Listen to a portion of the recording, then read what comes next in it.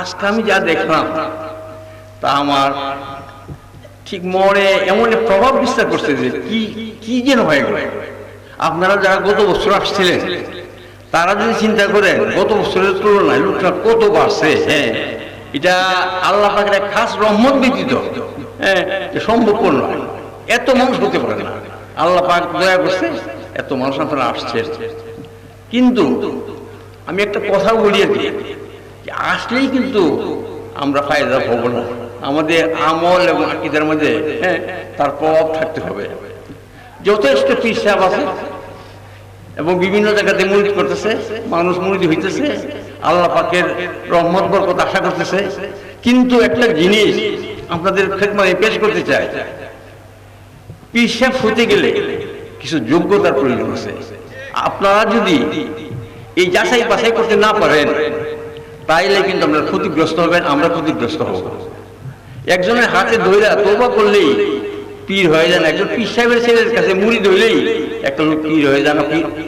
পীর হইতে সর্বপ্রথম যোগ্যতার এই যে প্রয়োজন এলেম, আর এলেমের পরের যোগ্যতা রইল কি আমল।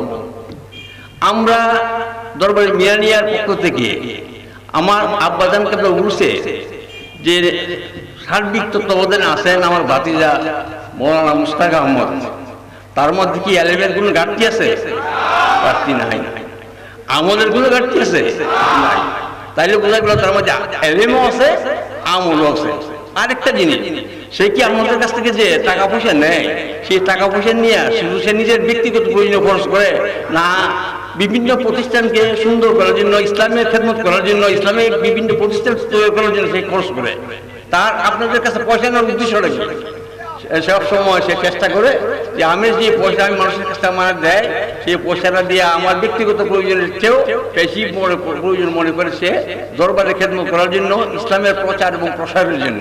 তাহলে এটাও ঠিক আছে, সে তার নিজের দিকে কি মানুষকে টানে না আল্লাহর দিকে মানুষকে টানে, আল্লাহর দিকে, এটাও ঠিক আছে।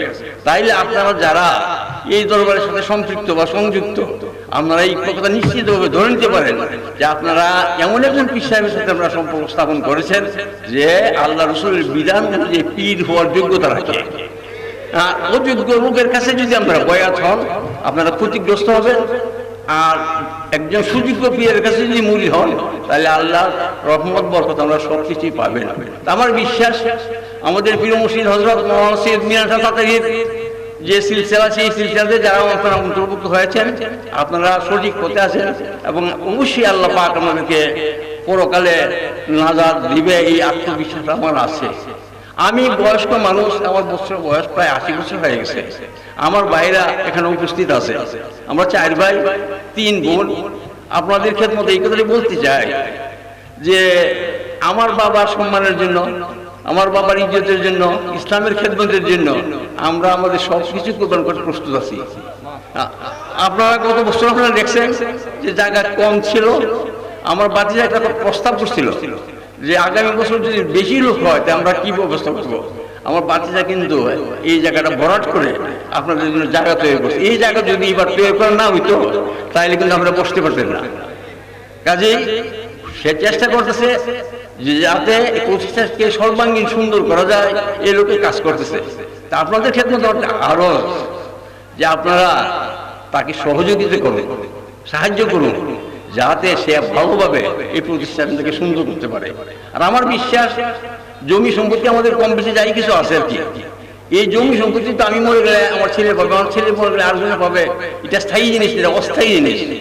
আর আল্লাহ পাক আমার ভাইদেরকে আমাদেরকে যতটুকু সহায় সম্পদ দিচ্ছেন আর কি, বিদ্যা বুদ্ধি যতটুকু আল্লাহ আমাদেরকে দিছে, এতে আমরা বুঝিনি বাঁচার মতো ব্যবস্থা আমাদের আছে। কাজে জায়গা সম্পত্তির ব্যাপারে আমাদের একটা স্বতঃস্ফূর্ত ধারণা আছে।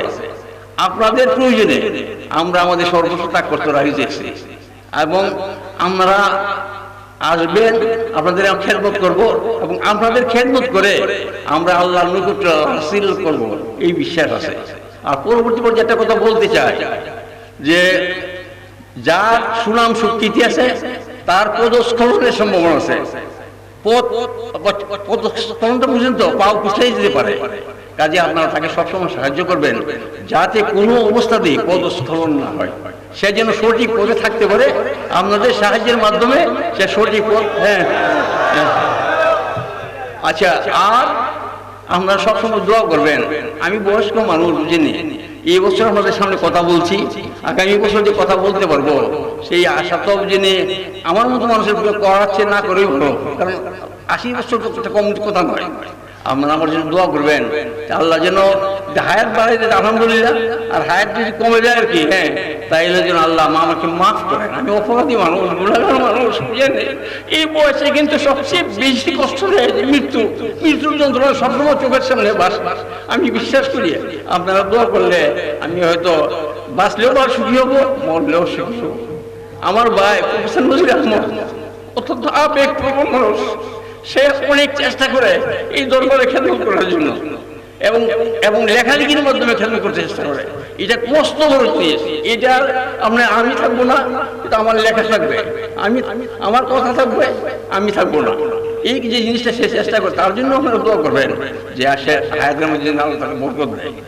আমার আরেক ভাই বাশার মুস্তাক মিয়ার আব্বা অত্যন্ত বেশি কঠোর পরিশ্রম করে, বুঝলেন, সারা রাত তো ঘুমায় নাই, মানে কালকার তো ঘুমায় নাই, এই মাঠে ঘাটে দৌড়াদৌড়ি করছে, অনেক কিছু করছে, বুঝলেন। এবং তার উপস্থিতির অত্যন্ত প্রয়োজন। তারে ছাড়া কি মুস্তাক মিয়ার পক্ষে এই দায়িত্ব পালন করা আদৌ সম্ভব নয়, বুঝলেন। আপনারা তার জন্য দোয়া করবেন, সে যেন আল্লাহর রহমতে তার হায়াতের জন্য দীর্ঘায়িত হয় এবং তার দ্বারা যেন এই দরবারের খেদমত আরও বেশি হয়। আমার একটা ছোট ভাই আছে, বুঝলেন, সেটাকে আমরা অত্যন্ত মহব্বত করি এবং আমার বাবাও তাদেরকে মহব্বত করতে হবে, বুঝলেন। সে আমাদের মাঝে আছে, এখানে উপস্থিত আছে, তার জন্য আপনারা দোয়া করবেন আল্লাহ যেন তার হায়াতের মধ্যে বরকত দেয়। আর আমার 3টা বোন আছে, যে বোনগুলো আমাদের সাথে অত্যন্ত অঙ্গাঙ্গিভাবে জড়িত, তারাও সার্বিক সহযোগিতা সবসময় দেয়। আমরা যা সিদ্ধান্ত নেই তারাই তা মান্য করে। এই যে জায়গা সম্পৃক্ত তো আমাদের একার না, আমরা 4 ভাইয়ের নয়, আমার 3 বোন তো এটার সাথে সম্পৃক্ত, কিন্তু তাদের কোনো আপত্তি নাই যে বাবার সম্মান করতে, বাবার অনুষ্ঠান সুন্দর করতে গিয়ে যদি টাকা দিতে হয়, আমাদের কোনো আপত্তি নাই। আপনারা জানেন এখানে যে জায়গা আছে, প্রতি 100 জায়গার দাম 3 লক্ষ টাকা, কিন্তু এখানে প্রায় 1 একর জায়গার মতো আছে। এই জায়গার সবচেয়ে আমরা আপনাদের খেদমতে দিয়ে দিচ্ছি, আমরা কাজ করতেছেন। আমি বিশ্বাস করি আমার বাচ্চাদের যে আল্লাহ হায়াত দেয়, তার মাধ্যমে এই প্রতিষ্ঠানটা সর্বাঙ্গীন সুন্দর হবে এবং আমাদের নাজাতের উসিলা হবে। আমি এই বলে আপনাদের কাছে বিদায় নিচ্ছি। আসসালামু আলাইকুম ওয়া রাহমাতুল্লাহি ওয়া বারাকাতুহু।